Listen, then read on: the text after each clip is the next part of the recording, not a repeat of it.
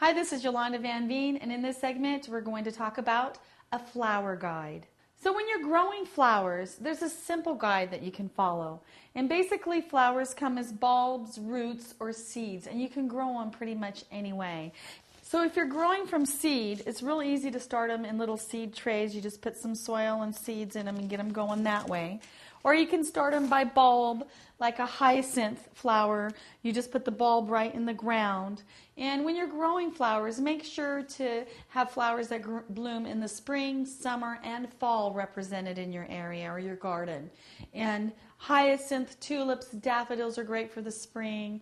Calla lilies, crocosmias, agapanthus, tigridia, galtonia are great for the summer.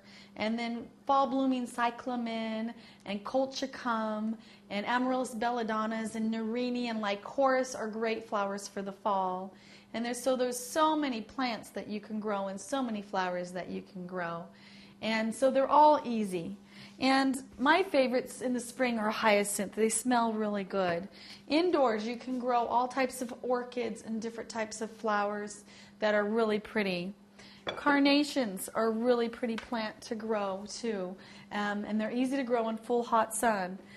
Christmas cactuses are great for flowers for indoors. They have beautiful blooms.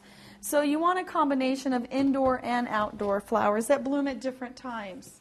Alstroemeria or Peruvian lily are really a great plant to grow. And different types of lilies are my favorites for the sun in the summertime because they're just beautiful. And whether inside or outside, these petunias are gorgeous plants. And they're very fragrant too. They smell so good and they're really easy to grow whether you put them outdoors or indoors. So an easy rule of thumb is just to invite all the flowers to your garden just like you're throwing a party. If they look good, grab them up, put them in your garden, put them in groups.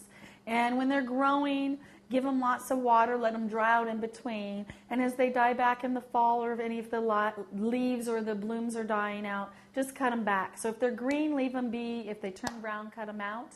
And you'll find that many of your flowers will come back if they're a perennial, or you have to replace them if they're an annual every year.